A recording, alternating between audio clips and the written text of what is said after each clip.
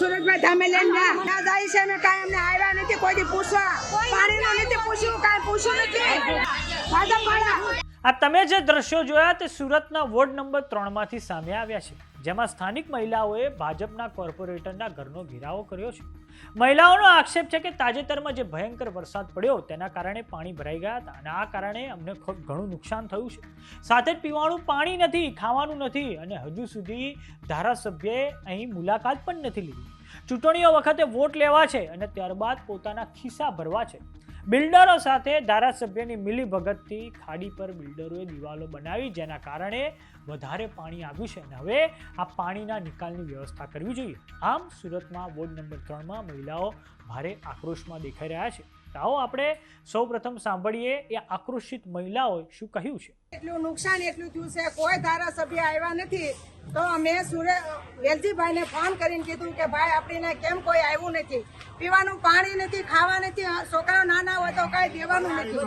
તો તમારે અમારે બધું પલ્લી ગયું છે, તો તમારે આવવાની જરૂર છે. મારા ભાઈ એમ કહેતા હતા વેલજીભાઈ કે બેન તમે ભાજપમાં મત આપો, તો હું ટોળા લઈ લઈને જતી હતી ભાજપમાં મત આપવા.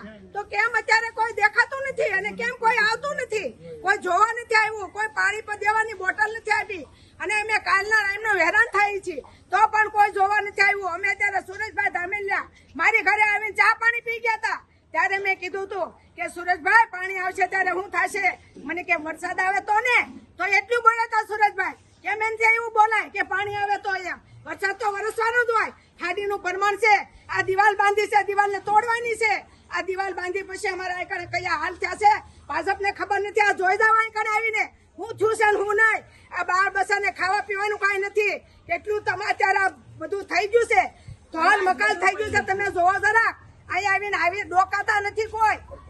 તમારા પાંચેરિયા કોઈ આવ્યા છે કોઈ? પાણીનો નિકાલ કરો, પાણીનો નિકાલ નહીં દો ને તો હાલશે, પણ પાણીનો નિકાલ કરો ને. આ બધી ચીજો જોતી હોય તો તમે લઈ જાઓ. તમારા નોટ ભરાતા હોય ને તો લઈ જાઓ તમે. તમારા ખિસ્સા ભરીને વંડિયું કરાવી. અમારે પાણી અમારે શું જીવન, અમારે જીવને હું.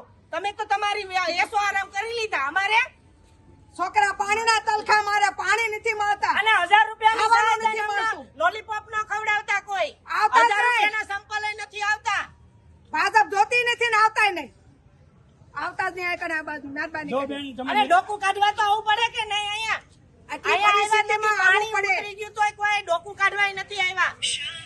કેટલું નુકસાન છે અત્યારે અહીં ઘેરે કે તમે જોઈ જાવ આવીને કે કયા હાલ છે અત્યારે. કોઈ બેન ને પાણી પીવા નથી મળતું એવું છે. ડિલિવરી વાળા બેન હેરાન થતા હતા, અમે કેવી રીતે એને પુગાડ્યા ઈ ખબર છે?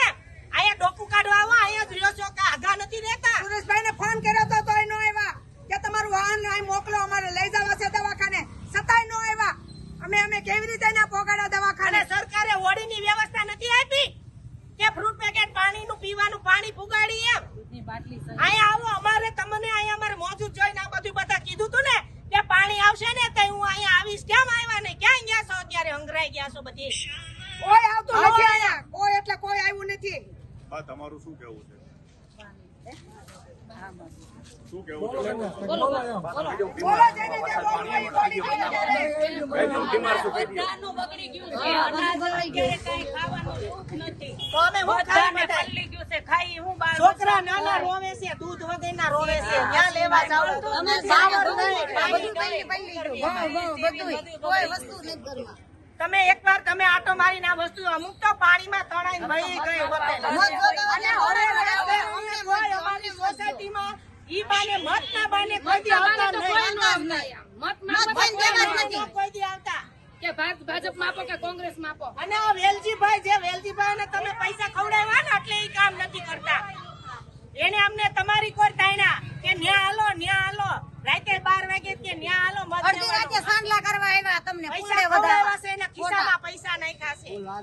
તમે વિચાર કરો કે જે લોકોએ અડધી રાતે બેન કેમ અડધી રાત્રે ચાંદલા કર્યા હતા, આજે ધોળે દહાડે જયારે એમને જરૂર છે ત્યારે કોઈ ફરક તો નથી. આ કોઈ વાત રાજકીય લેવલની વાત નથી.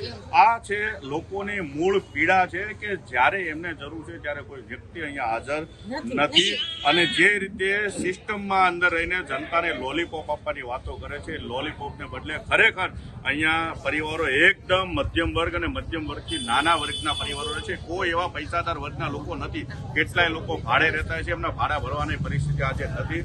તો સરકારને માનનીય મુખ્યમંત્રી શ્રી જ્યારે આજે સુરતની મુલાકાતે આવી રહ્યા છે ત્યારે એક પ્રતિનિધિ તરીકે એક આ લોકોના જે કઈ પ્રશ્નો છે એને વાચા આપવા તરીકે અમે એક નાનો એવો પ્રયાસ કરતા ત્યારે આ લાગણીને માન આપો. અને આખા શહેરની અંદર લગભગ એક અંદાજ મુજબ 1000 કરોડ રૂપિયાથી પણ વધારેની નુકસાની થઈ છે. જો આ નુકસાનીનું વળતર નહીં આપવામાં આવે તો એવા કેટલાય પરિવારો આત્મહત્યાઓ કરવા પણ મજબૂર બનશે. કારણ કે ધંધા રોજગાર કેટલાય લોકોના એમ્બ્રોઇડરી મશીનો ચાલતા હોય છે, એક બે મશીનથી પોતાનું ઘર ચલાવતા હોય છે. એવા મશીનો પણ ડૂબી ગયા છે. લોકોએ લોન લઈને જે મશીનો લીધા છે એ મશીનો પણ આજે ઝીરો કિંમતના થઈ ગયા છે.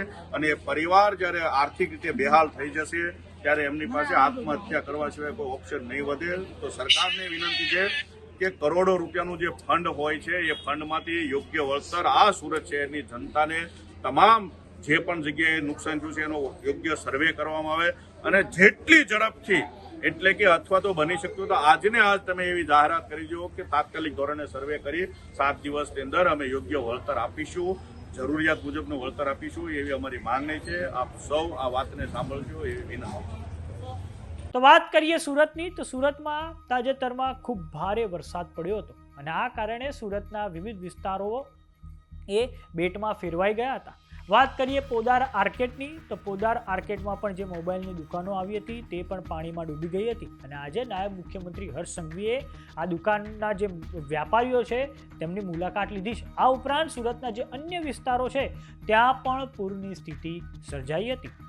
તો સમાચારોમાં અત્યારે બસ આટલું. જોતા રહો જમાવટ. જો તમે અમને યુટ્યુબ પર જોઈ રહ્યા તો સબસ્ક્રાઇબ કરો, જો તમે અમને ફેસબુક પર જોઈ રહ્યા તો ફોલો કરો, વોટ્સએપ ચેનલને જોઈન કરવાનું ન ભૂલતા. નમસ્કાર.